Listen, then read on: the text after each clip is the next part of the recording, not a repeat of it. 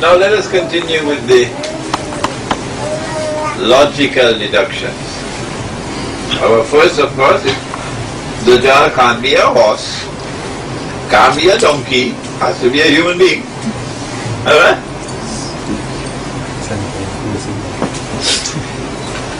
Banu Israel are in Babylon. Is Babylon in the United States? Or is it in France? Where is it? In Iraq. Good, mashallah. We're making progress tonight. Banu Israel are in Babylon.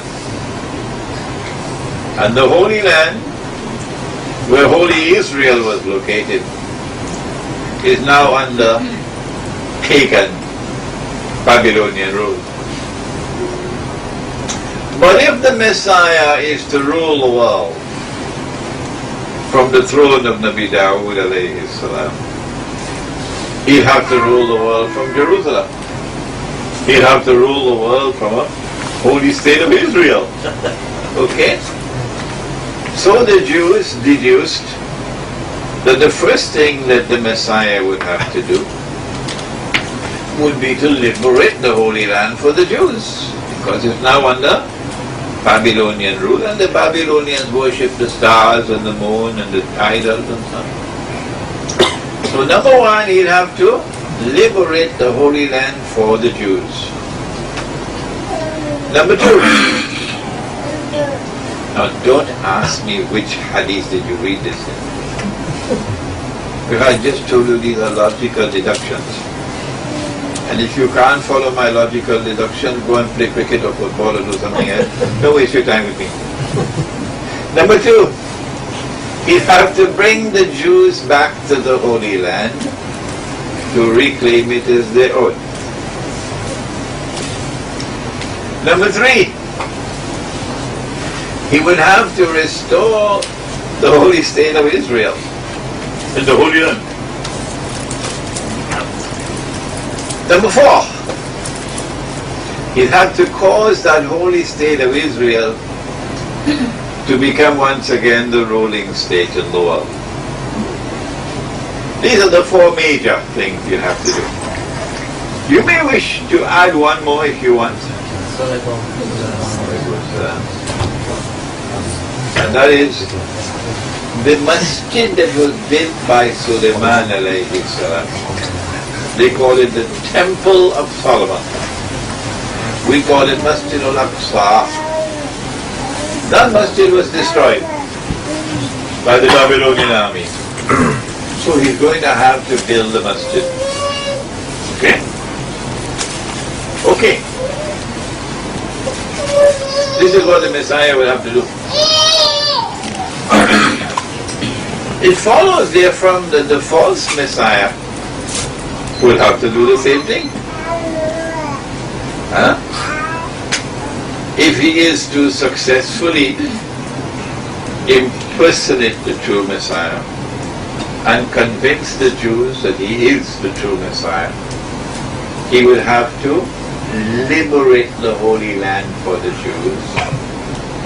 He would have to bring the Jews back to the Holy Land to reclaim it as their own. Number three, he would have to restore the state of Israel in the Holy Land. Number four, he would have to cause that Israel to become once again the ruling state in the world. Don't ask me which hadith I read it in, because these are logical deductions. Because I have people asking me, particularly those who call themselves my brothers, and they are my brothers, the Salafi. Sheikh Imran, which hadith did you read that in? So, brother, why don't you go and play football or something? Don't bother me. Don't bother me, go and play football. You can't understand this. Good.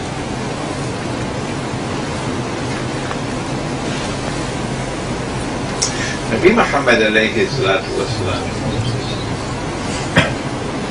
said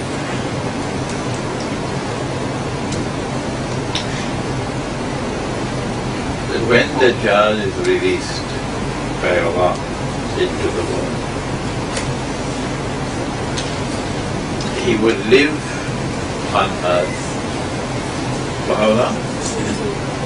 40 days. One day which would be like a year. One day which would be like a month. One day which would be like a week. And all his days like your days. All his days like your days, meaning all his days, meaning all the rest of his days like your days. Okay, if anybody else come now, don't let them in. Not allowed to come late. Good. One day like a year, one day like a month, one day like a week, and all his days like your days.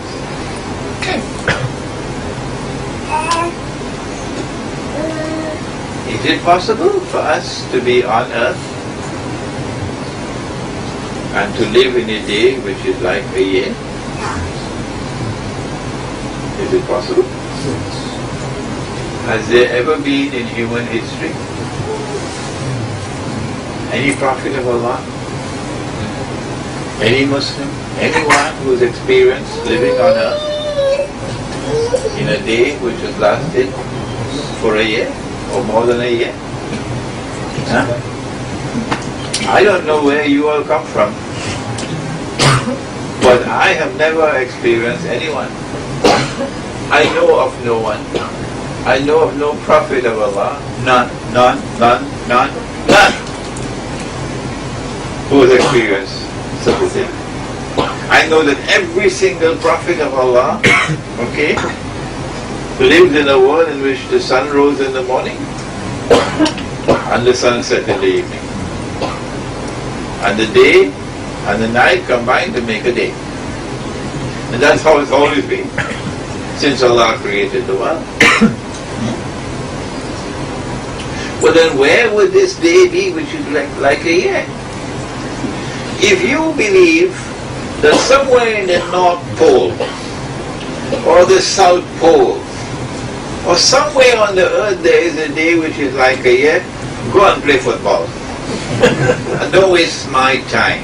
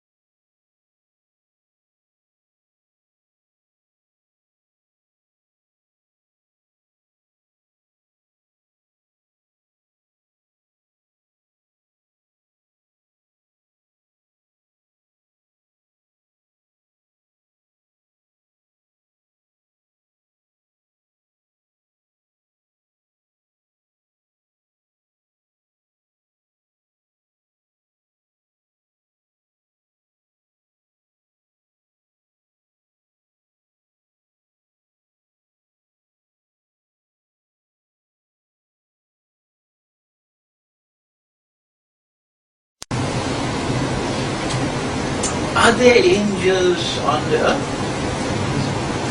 I mean, apart from your wives. Yes, each one of us has two angels.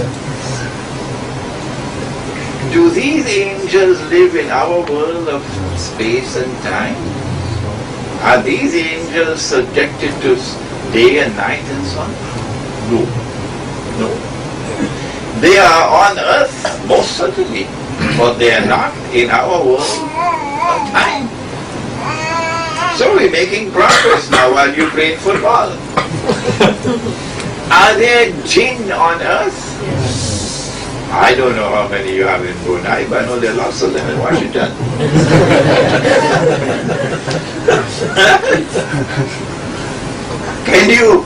Can you see the jinn? Are the jinn subject to the same day and night that we are subject to? No. So the jinn are here on earth, but not in our world of space and time, not our day. Their day is not like our day. And so only 5 ringgits worth of intelligence. That's all we needed. And we are making progress to understand the hadith. So now we know. Are there other worlds of space and time beside this? But that's how the Quran starts.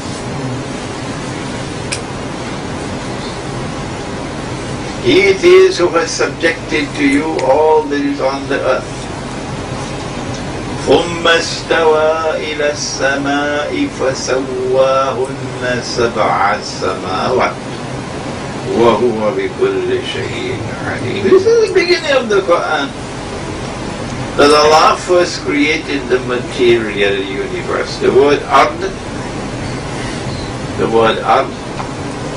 can mean land, like Ardul Muqaddasa, holy land.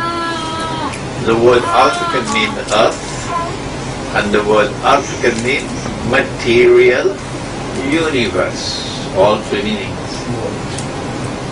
So after Allah created the material universe, this world of space and time, He then created or fashioned 7 more worlds of space and time.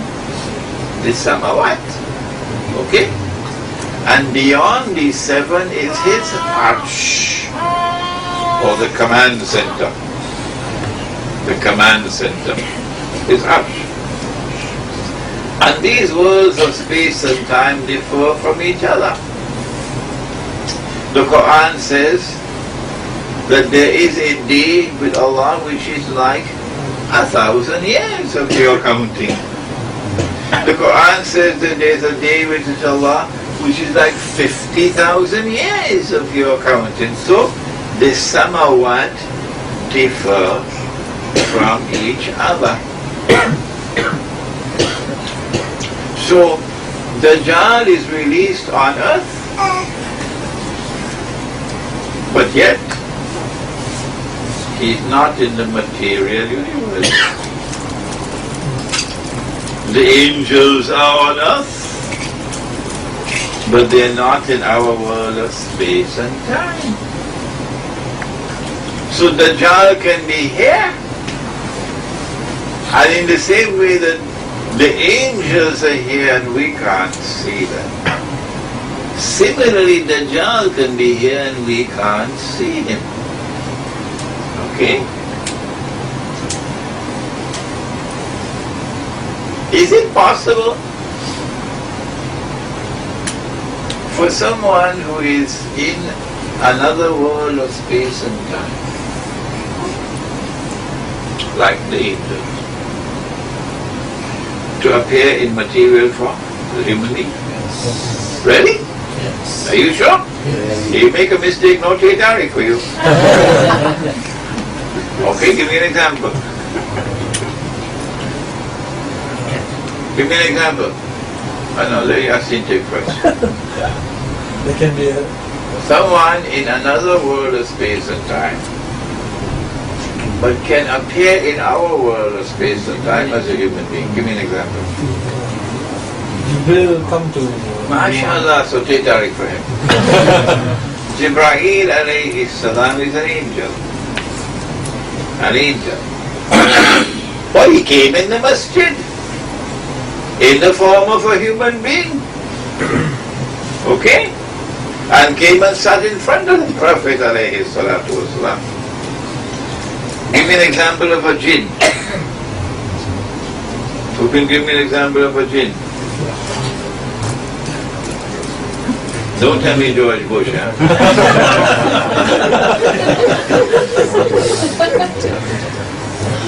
Iblis. The Quraysh met in a meeting to decide what to do about Muhammad alayhi salatu wasalam, because they couldn't tolerate his presence anymore. And an old man with a walking stick entered and joined the meeting. And when this one said, let's kill him, and that one said, let's do this, and that, he said, no. And then when one person said, let one man from each tribe surround his house. And as he comes out, all will jump on him. So no tribe will be contained by itself. So Banu Hashim will have to accept compensation. Huh? Then the old man said, that's the plan. And Nabi Muhammad ﷺ said he was Iblis, who came in the form of a human being. And so although Dajjal is in another world of space and time, Dajjal can appear in our world as a human being, because the angel did it, the jinn did it. So now we say that Dajjal will first have to passage 3 stages of his life, 3 stages, while he is here on earth, before we will see him as a human being.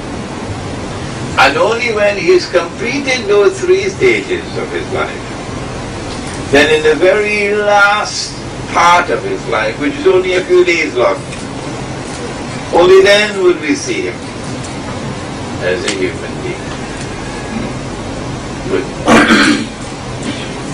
The fellows who are playing football outside,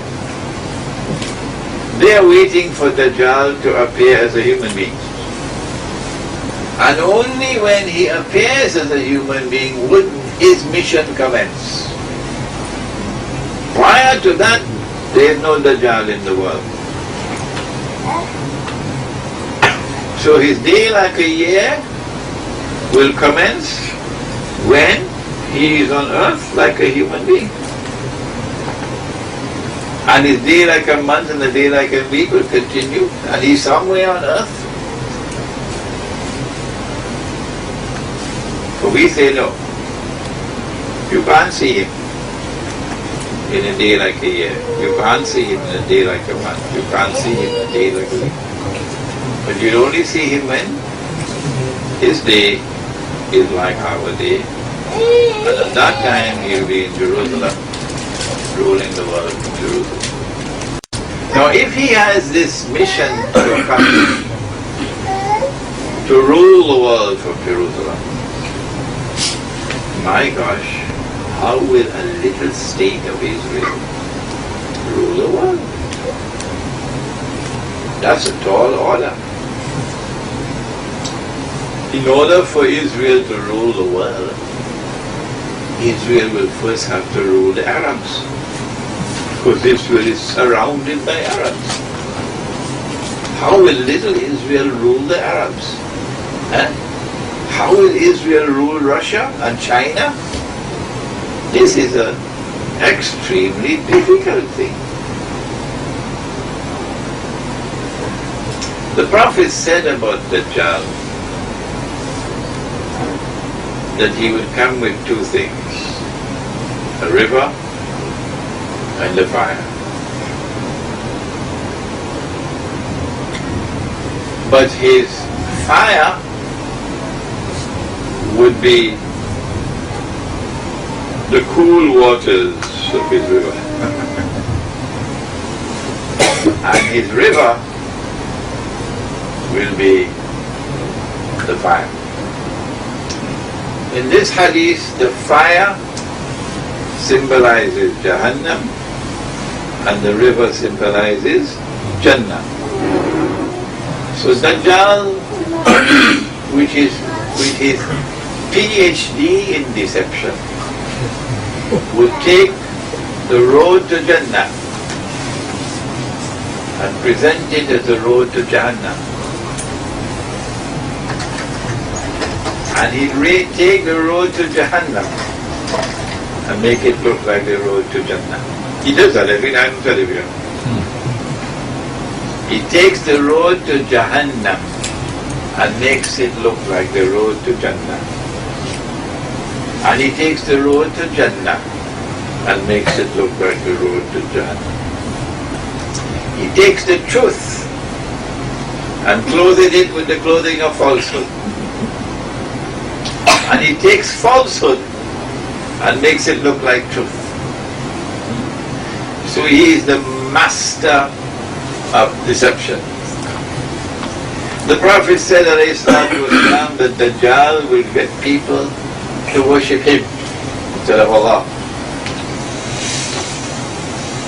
He's already doing that. A very famous scholar of Islam in Pakistan, I won't mention his name, I have great respect for that man. Even as an old man and an outstanding scholar, that man was still waiting for someone to claim that he is God. So Dajjal said, Dajjal will claim to be God. When I told him that Dajjal is already doing that, couldn't understand.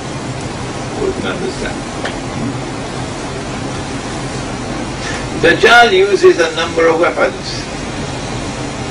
Political weapons, economic weapons. For example, the Prophet said that the age of Dajjal will be the age of kathratul riba. He'll use riba to reduce all those who oppose him to poverty and destitution. And all those who support him will be on the gravy train, driving BMWs and, the gravy train, driving first class. Dajjal also will attack women. The last people to come out of Dajjal will be women. And a man will have to return to his home and his family and tie them down. His wife, his sister, his daughter, to protect them from Dajjal.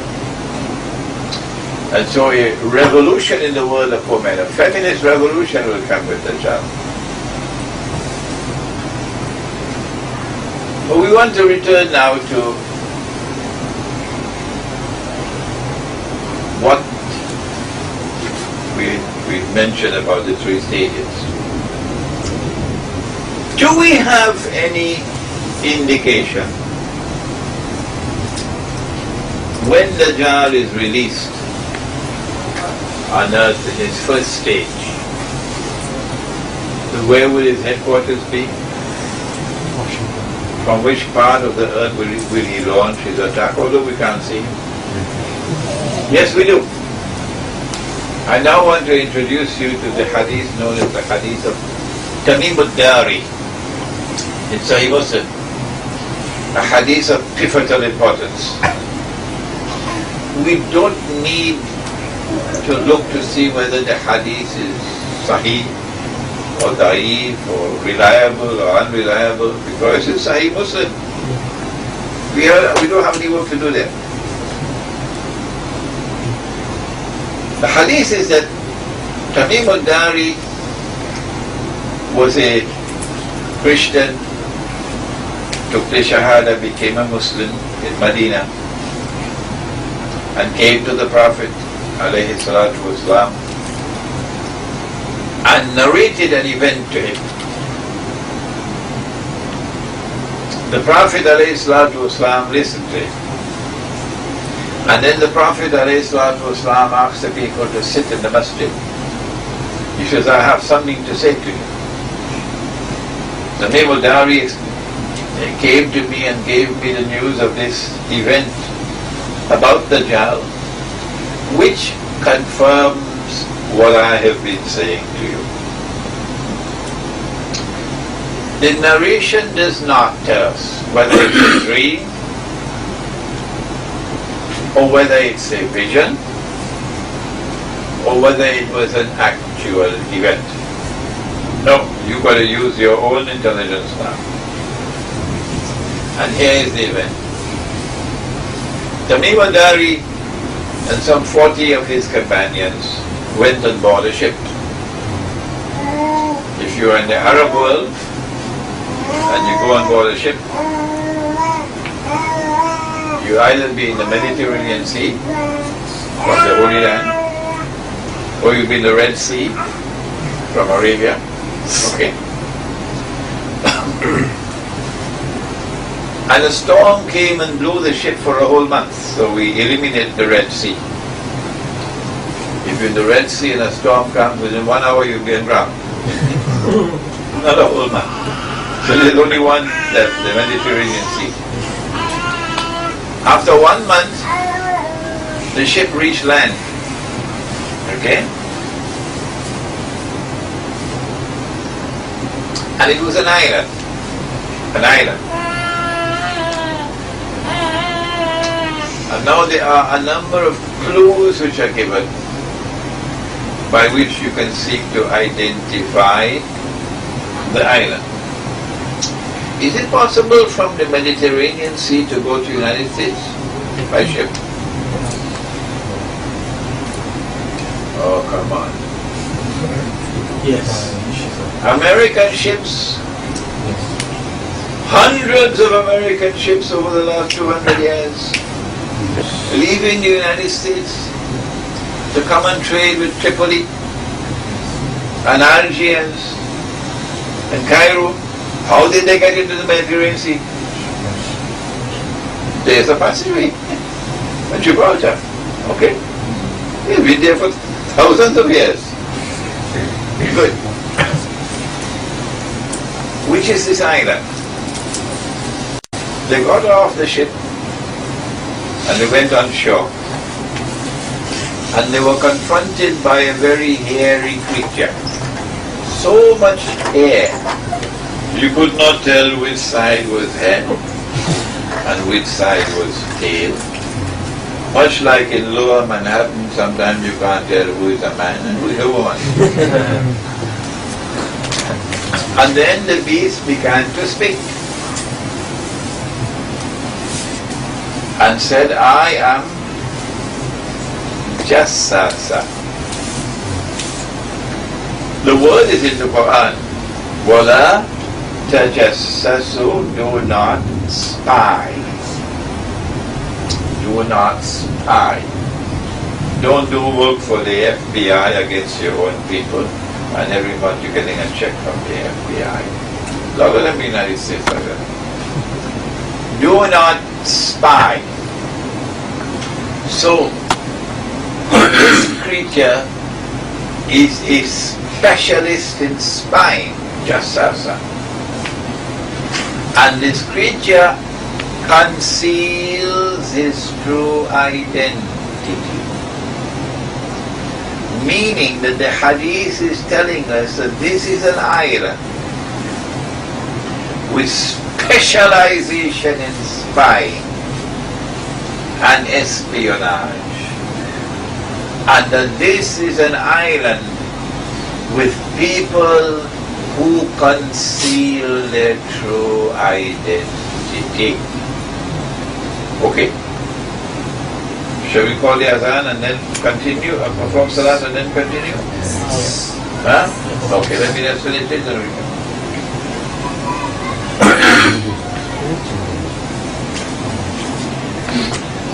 Jassasa then said to him, Tamim Dari and pointing to a monastery which was lying in ruins. So we know that this is an island in which religion will eventually collapse. And he said, there's someone waiting to see you there. So they rushed because they wanted to get away from him. And when they reached the monastery which was lying in ruins, they found this man who was in chains. His hands were chained to his neck and his feet were chained. And he began to question them. Who are you? Where are you from? And they said, we are Arabs. And he asked, has that Arab prophet come as yet who does not read and write and who is not a Jew? They said, yes. Are the people following him? They said, some are and some are not. He said, it is better for them to follow him. He asked, is there any water left in the Sea of Galilee? They said, plenty. He said, it's not going to last for long. And then he said, I am Dajjal. And when I am released, for up to this moment he's not released, I will enter every town and every city where he didn't mention Campo.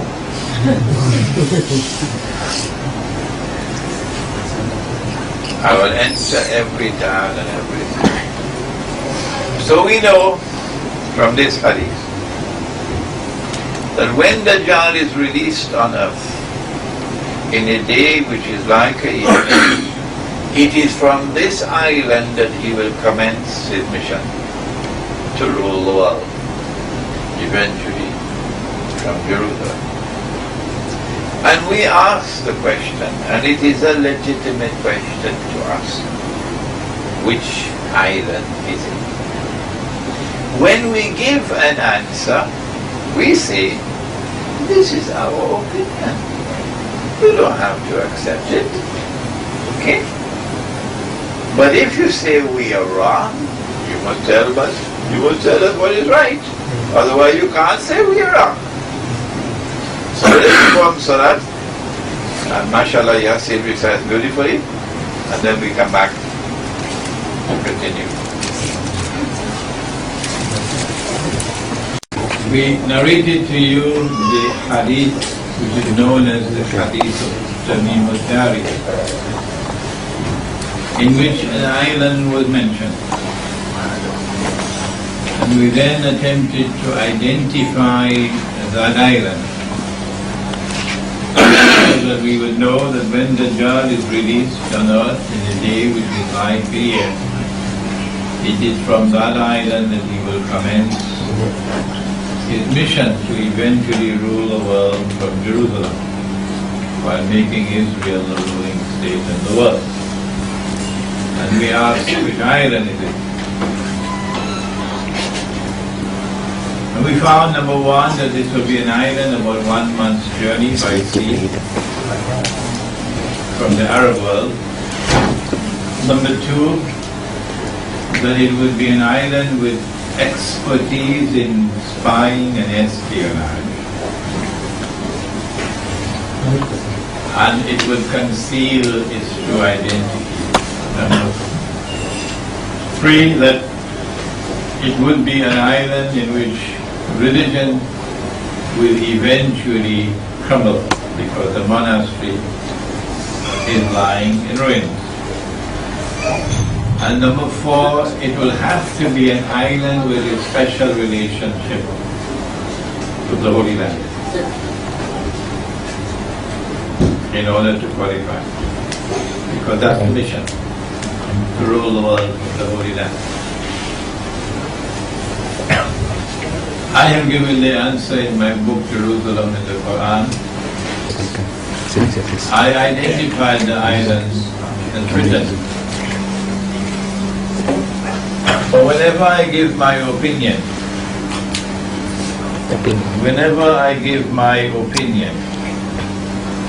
I always insist that no one should accept my view or my opinion unless and until you are convinced that it is correct. I can't do more than that. So this is my view, the island of Britain. Where is the evidence to support my claim?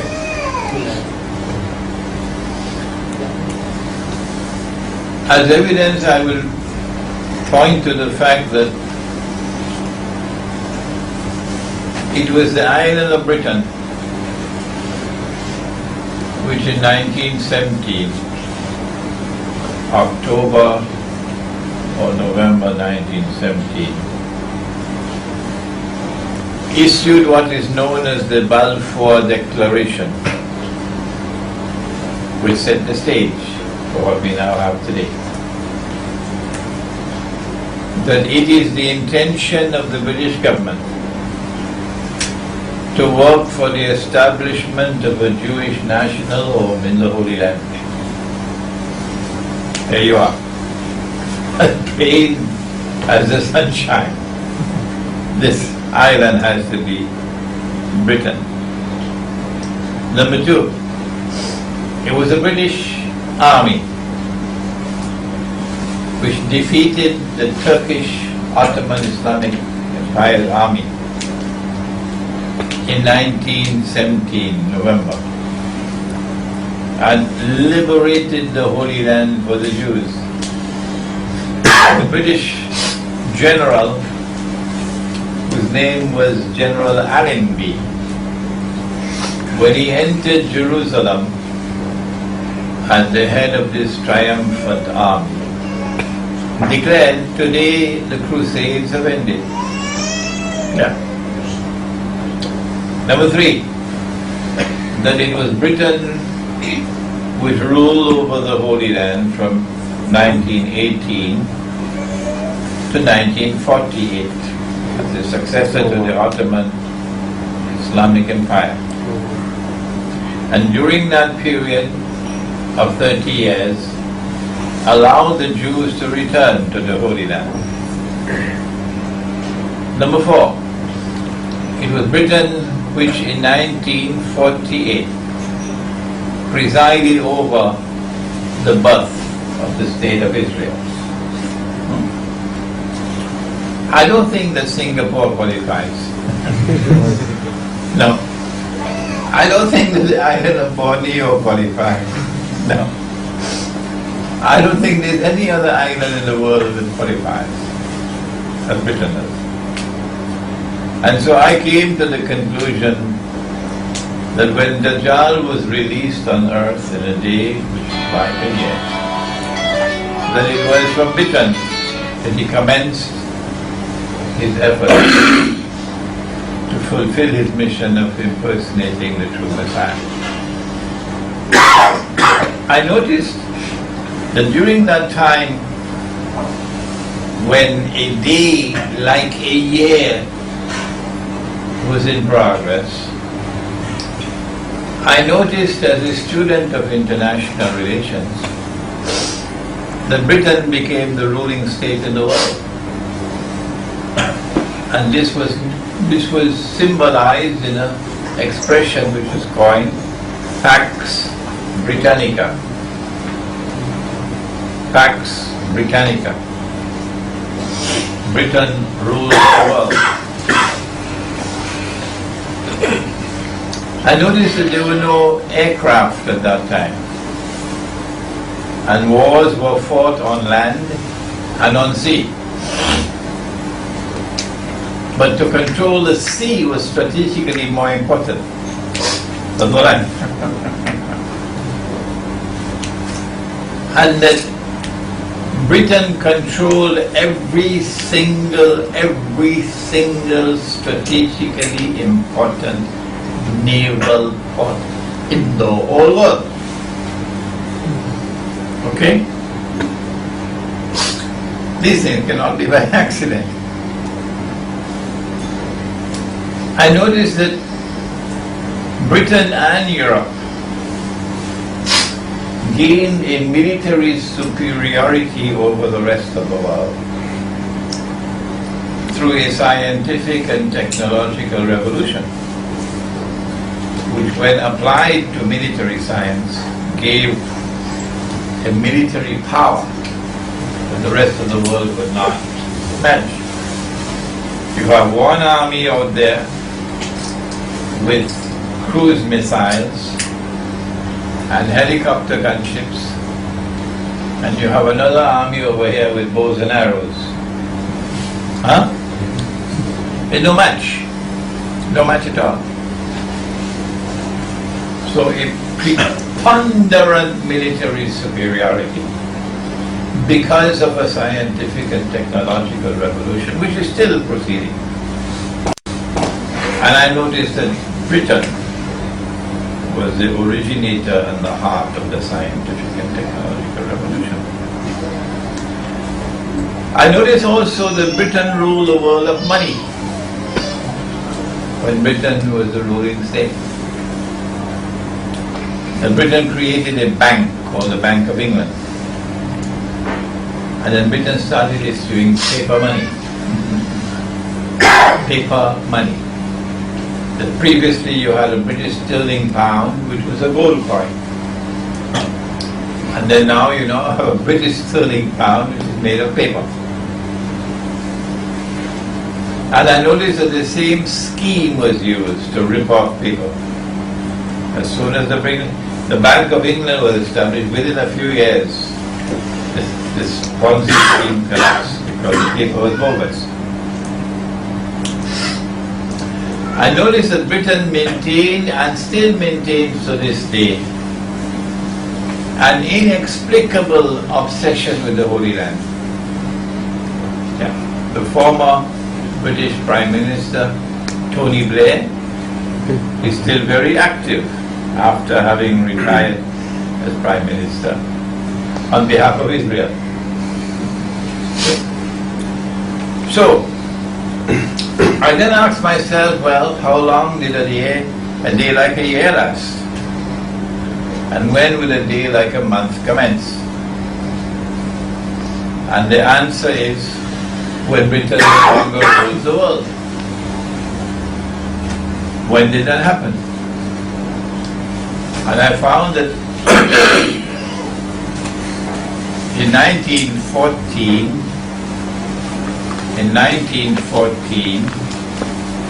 an act of terrorism similar to 9/11 took place. The assassination of the Austrian Duke Franz Ferdinand in Sarajevo.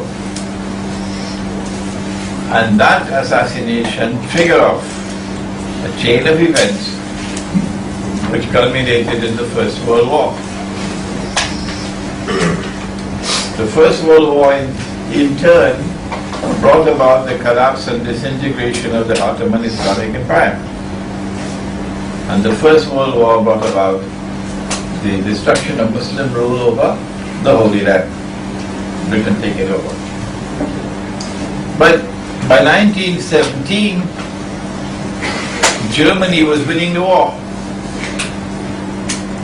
Germany had introduced a new weapon of war. What was it? Submarine. Submarine is correct. Why are you afraid to say it? Submarine. And the submarines had surrounded Britain, and Britain was marooned. And Britain had food to last for probably 2 weeks. Britain would have to surrender. And then the Jews got the United States to enter the war. And from the time the United States entered the war, the United States was able to save Britain from defeat. But now it was clear, if I had to save you from defeat, you were no longer the ruling state in the world. So the United States has taken over, or is taking over from Britain. The process of taking over may take years. So I concluded that the United States is now the headquarters, and Dajjal is now in a day which is like a month. And during this period of time, I find that the aircraft has now been introduced into warfare. And in the same way that Britain controlled every single naval port in the world, the United States now has 700 military bases all over the world. Why would the United States, and only the United States, establish 700 military bases all over the world? There has to be an explanation. In the same way as why would Britain establish a naval port in every single strategic location in the whole world? What is it that explains? You cannot answer these questions with normal tools of political analysis from the universities.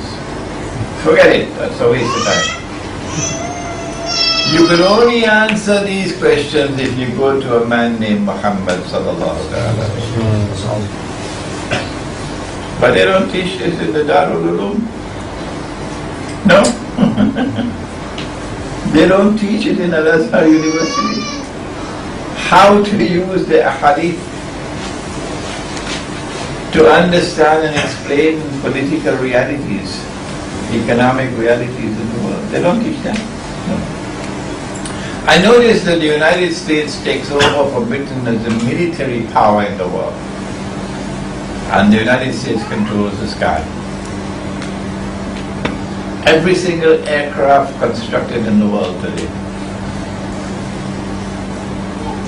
90% or 80% of the commercial aircraft that you buy are from the United States. Boeing, number one, and the other companies. And maybe the French are producing some aircraft, but they don't compete. The Russians and Chinese are producing some aircraft, but they don't really compete. And every airline in the world that wants to be competitive is buying mostly American aircraft. Right? So in the same way that Britain controls the sea, United States controls the air. I noticed that the United States takes over the cutting edge of the scientific and technological revolution. Britain has not sent any man up to the moon, although I understand that's a lie, they didn't do it. But sent spacecraft, okay, up into the sky. The cutting edge of space technology today is the United States, not Britain. No. The scientific and technological revolution moved from Britain to the United States. And then finally I noticed that the United States took over the world of money. Britain no longer ruled the world of money. The sterling pound was no longer the international currency. And London was no longer the financial capital of the world. Now all of these things are observations. You have to observe. You're not going to find this in a hadith, You've got to observe what's happening around you and then tie it up with the hadith. The US dollar replaces the sterling pound. And finally I noticed the United States is the midwife supporting Israel in every single thing. Every single thing the United States supporting Israel. A mysterious obsession with Israel. No American politician dares to criticize Israel. Because if you criticize Israel, that is the end of the political correct. And so Israel controls the United States. And finally I noticed the United States is the midwife supporting Israel in every single thing. Every single thing the United States supporting Israel. A mysterious obsession with Israel. No American politician dares to criticize Israel. Because if you criticize Israel, that is the end of the political correct. And so Israel controls the United States. So I came to the conclusion that when Dajjal was in a day which is like a month, the United States was his headquarters. And then I came to the conclusion 10 years ago when I wrote Jerusalem in the Quran that there are unmistakable signs that the United States is now in a state of decline. And that a day which is like a month is coming to an end. And so 10 years ago that book was published saying that a day like a week is soon to commence and that a new state will emerge to replace the United States. The United States will collapse. The US dollar will collapse. It will bring down all the paper money in the world with it.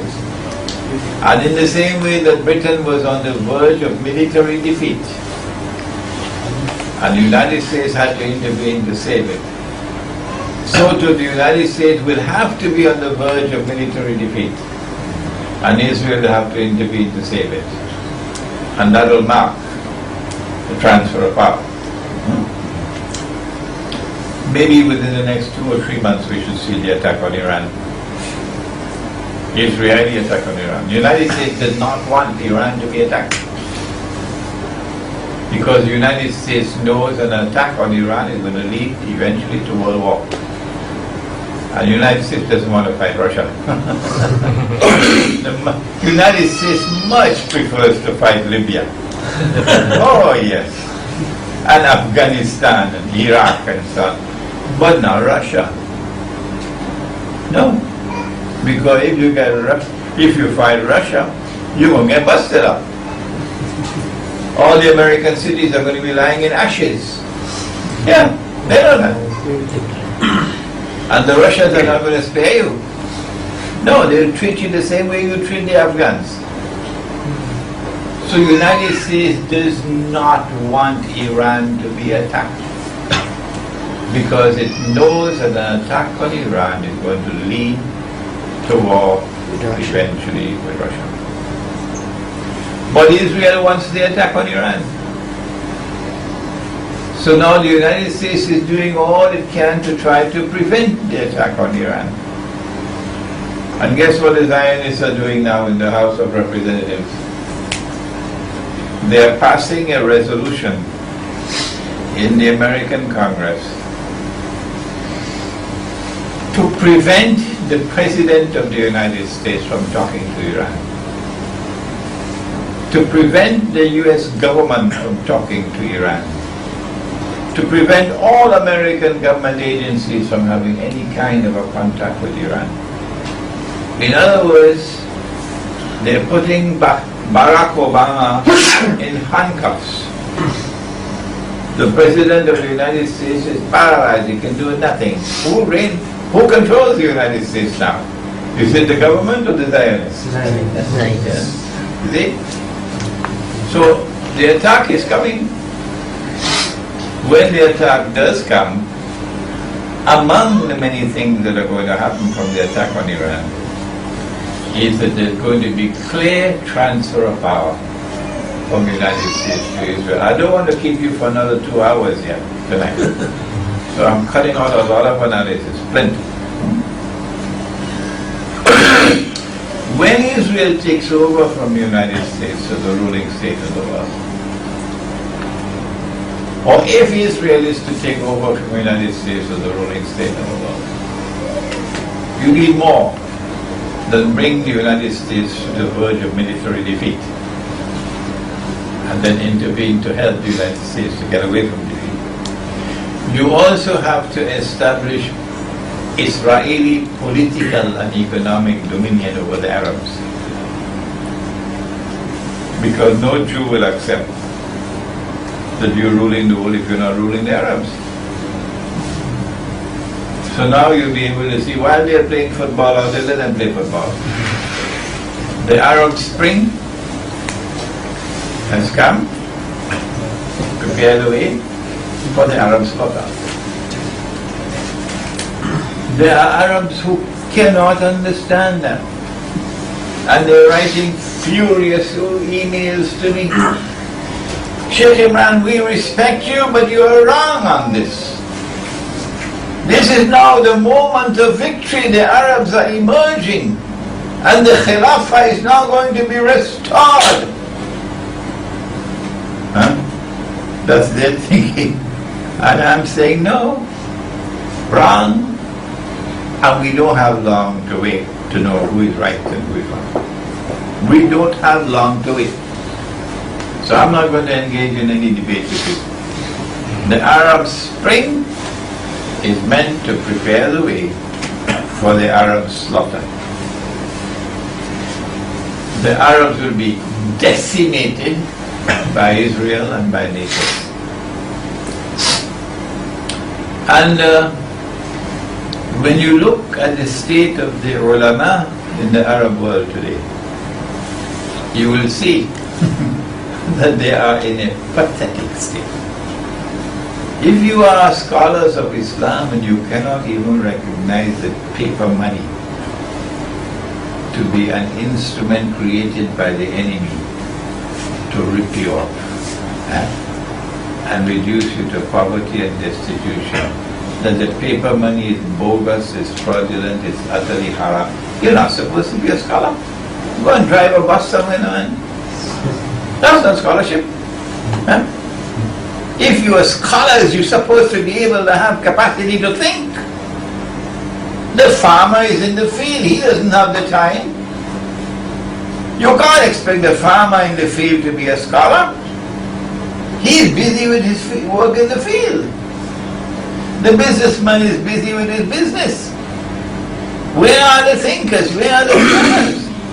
Every society needs scholars.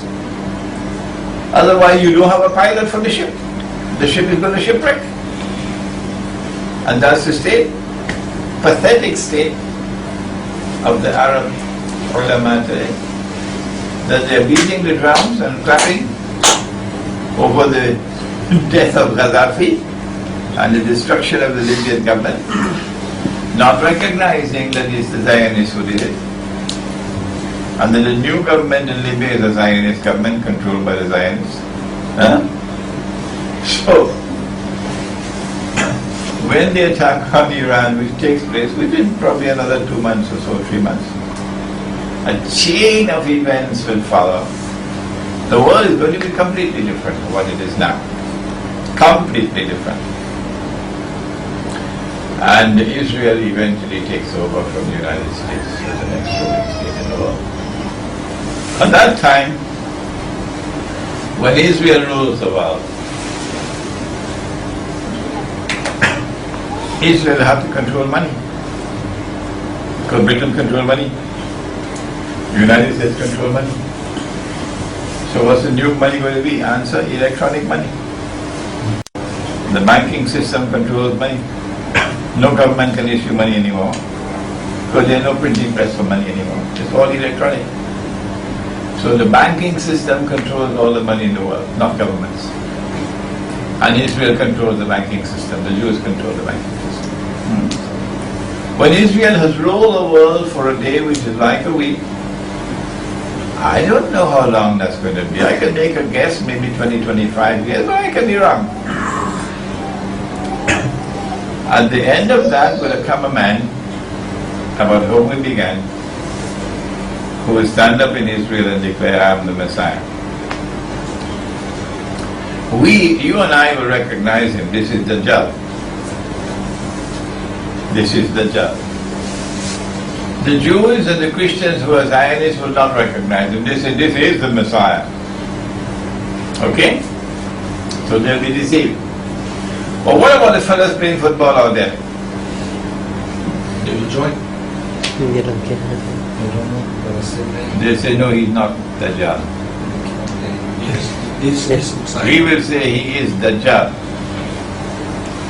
And they will say, no, he's not Dajjal. Why? Because they busy playing football. Because the Prophet said that Dajjal will ride on a donkey. And the donkey will travel as fast as the clouds. It will be a flying donkey.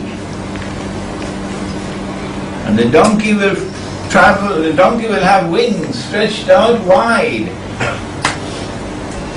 And the donkey will travel as fast as the clouds. Okay? So those who are playing football are going to be waiting for a flying donkey. And unless and until they see the flying donkey, they will say, he is not Dajjal. We use a different methodology. We recognize this as religious symbolism. And we recognize the flying donkey to be the aircraft. Okay? The Prophet said that Dajjal will step into the ocean and the water will reach him up to his knee. So the fellows playing football are going to ask this fellow to step in the ocean. And let's see how far the water is going to reach you. Okay? In order for the water to reach him up to his knee, this man has to be, 1 mile tall? Huh? No human being is 1 mile tall. We say, no, this is religious symbolism. This symbolizes the technology with which he is able to go down to the bottom of the ocean and pick up things as though the water is reaching him to his knee. The fellows playing football will say, the Prophet said that the Dajjal will be jumping between the heavens and the earth. So they say, come on, let's see you jump. And we say, no, this is religious symbolism. Jumping between the heavens and the earth symbolizes the technology for travel in space. The shuttle, for example, going up and down. But now let's take the one who takes the cake. And we then. The Prophet said that Dajjal sees with his left eye.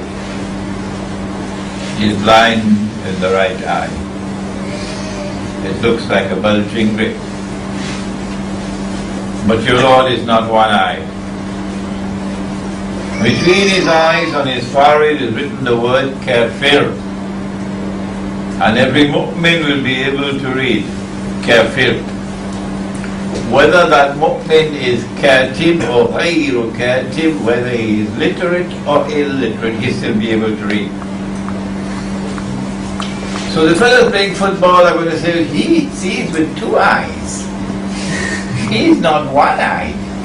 He cannot possibly be Dajjal. And we say, but he is Dajjal. Because the one eye is symbolism. When the Prophet said that he sees with his left eye, the left eye symbolizes external sight.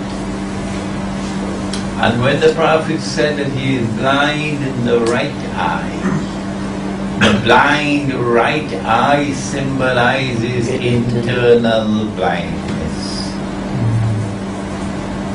And the reason why the mu'min can read, but the kafir cannot read, on his forehead, is because the mu'min is not reading with these eyes.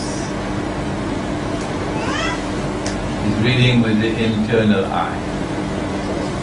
And the reason why the kafir cannot read, not because something wrong with his eyes, you don't have to send him to the eye specialist, you dum-dum. No, nothing wrong with his eyes.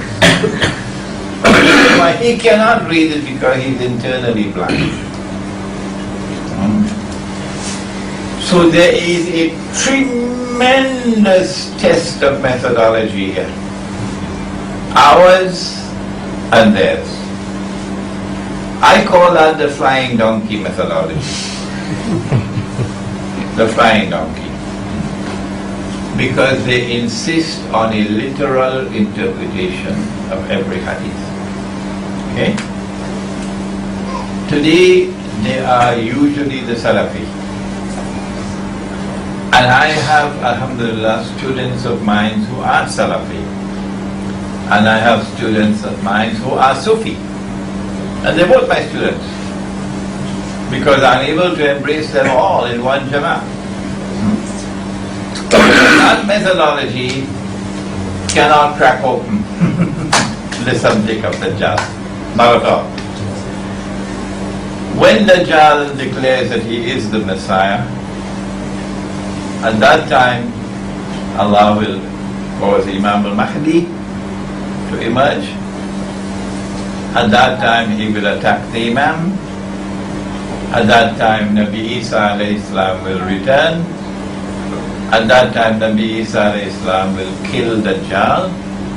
And when he is killed, he passes into non-existence. Yeah. Because he does not have to be raised for judgment, to be judged by Allah and to be rewarded or punished. No. Because he was created for this mission. And when that mission is completed, he passes into non-existence. So he is not a human being. But he will appear in the form of a human being. Fellas playing football can't understand that. They cannot understand, they will not accept that. After Dajjal has been destroyed, killed, at that time a Muslim army will then liberate the Holy Land, and the truth will triumph in the Holy Land, and history will end with the triumph of truth over falsehood, and justice over oppression and tyranny. This has been a brief